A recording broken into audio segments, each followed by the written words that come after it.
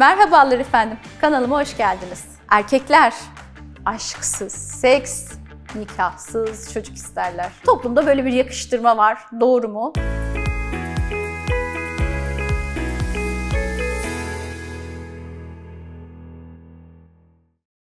Pek de yanlış desek yanlış olmaz yani. Erkekler duyguları ve hisleri olan canlılar olsa da gerçekten cinselliğe kadınlara göre daha fazla önem veriyorlar. Önem vermelerinin nedeni cinsellikle daha erken tanışmaları.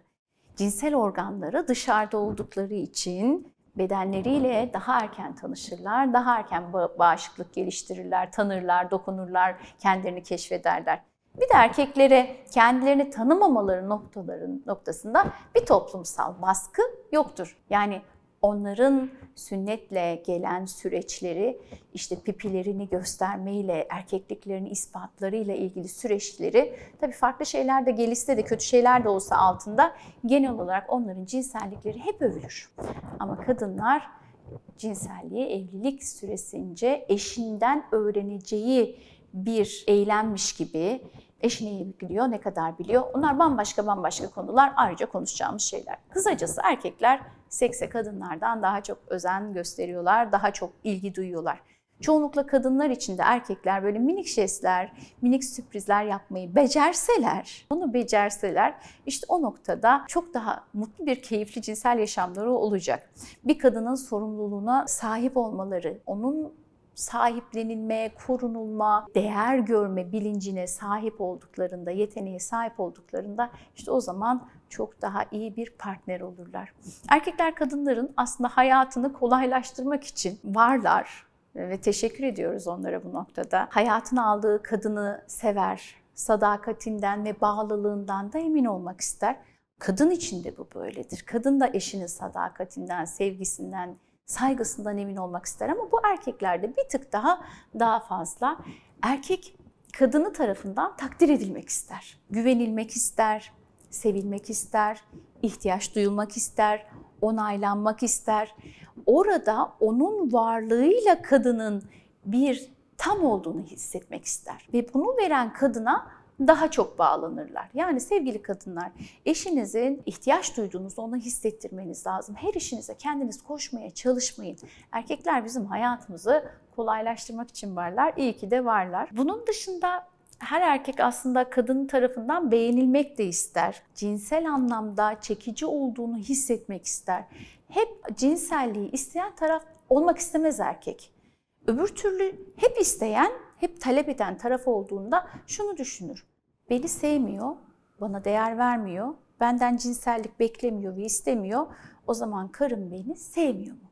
Onun için de erkek de kadın tarafından, yani eşi tarafından arzulandığını hissetmek ona iyi gelen bir şey.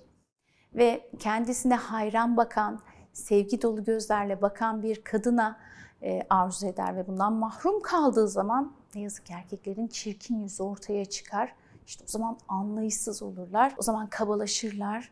O çirkin yüzleri ortaya çıktığı için de giderek yalnızlaşırlar ve kendi içlerinde yalnızlaştıkça mutsuzluğa doğru sürüklenirler. Sevgili kadınlar, eşlerinizin böyle olmasını istemiyorsanız lütfen takdir edin, onaylayın, ihtiyaç duyduğunuzu hissedin, güvenin, değer verin, cinsel anlamda onu arzuladığınızı söyleyin. Şimdi bu verdiğim tavsiyeleri gerçekten hissederek yapın.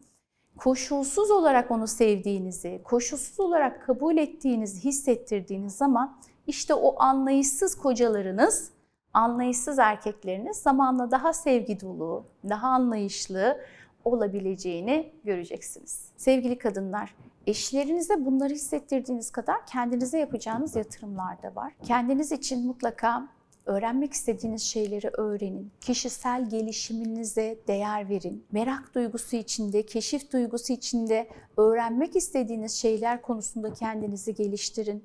Bakımlı olun. Gri pijamalarla evin içinde dolaşmayın.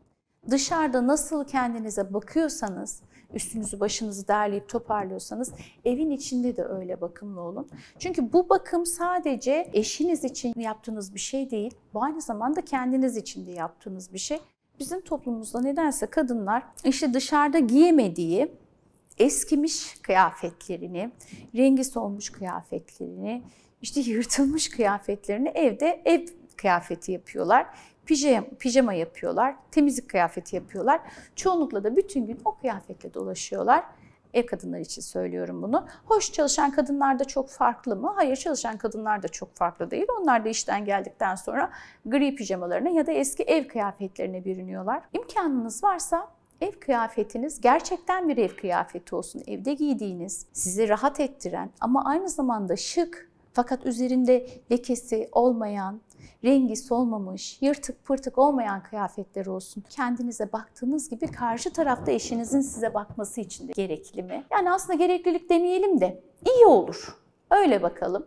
Çünkü sen o zaman pespaye, paspal halinle bir kere kendine bakmıyorsun ki. Karşı taraf da öyle olunca sana da saygı duymuyor. Sen de kendine saygı duymamış oluyorsun.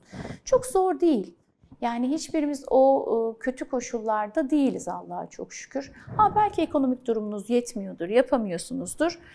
O noktada da yani en kötü, en yırtık, en döküntü kıyafeti de oturma akşam yemeğe eşinle beraber, çocuğunla beraber. Çocuğun seni model alacak. Seni izleyen kızın yarın evlendiğinde onu devam ettirecek. Seni izleyen oğlun kendine bakmayan bir kadınla evlenecek. İster misin bunları? Çocuklarına da model olacaksın. Onun için derli toplu kıyafetler giymek ev içinde gerçekten size de iyi gelir. Kastettiğim böyle çok fantazi çamaşırları değil. Bunlar daha böyle yatak odasının kıyafetleri. Yani yatağınız kapandı, odanıza girdiniz. O zaman daha fantazi kıyafetler giyebilirsiniz. Ama evin içinde lütfen daha özenli, daha bakımlı olabilirsiniz. Kalkıp da full makyaj yapın, dolaşın demiyorum. Ama gözünüze bir sürme çekmek, dudağını, yanağınıza bir allık sürmek bence çok da zor değil. Bir kadının başaramayacağı hiçbir şey yok. Evde neler değiştiriyorlar, evde neler başarıyorlar. Bir tarifi bir kere izleyip ardından bizim hanımlarımız, annelerimiz, kadınlarımız o tarifi sadece izleyerek neler neler üretiyorlar. Bir kıyafete mi bakamıyoruz? İşte bu toplumsal yapı meselesi. Kendine saygı meselesi, kendini beğenme meselesi. Bir geç şöyle aynanın karşısına bir salın, kendine bak. Sen kendini iyi hissettiğinde partnerin de gözündeki mutluluğu görecek. Partnerin de sana iyi bakacak, o iyi gözle bakacak. Ama bizim kadınlar biraz da şundan da korkuyor olabilirler.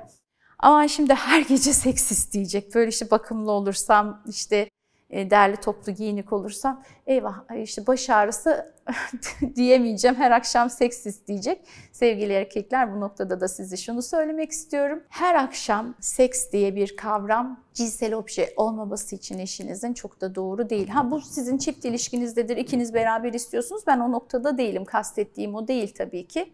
Ama ve lakin aklı olan erkek 7 kere dokunur, 8. de seks ister. Bu ne demek? Bu sevgili Cem Keçe'nin lafı. Buradan sevgilerimi, selamlarımı yolluyorum. 7 kere öyle bir sarılın, öyle bir okşayın, öyle bir öpün ki ardından seks gelecek gibi hissettirin eşinize.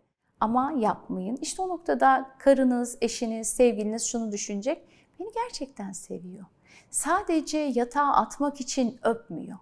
İşte bunu yaptığınız zaman o zaman İstediğiniz o seks hayatına kavuşmanız da çok daha kolay olacaktır. Ama siz her öptüğünüzde, her sarıldığınızda yatağa taşırsanız kadın işte o noktada gri pijamalarla gezmek zorunda kalır ki benden seks istemesin. Evet efendim, bu kıyafet konusunu birazcık abarttım. Ama galiba toplumun kanayan yaralarından biri de bu. Sevgili kadınlar, tavsiyem size. Eşlerinizi ihmal etmeyin, ailelerinizi ihmal etmeyin. En önemlisi kendinizi ihmal etmeyin. Bir sonraki videoda görüşmek dileğiyle. Sağlıklı günler dilerim.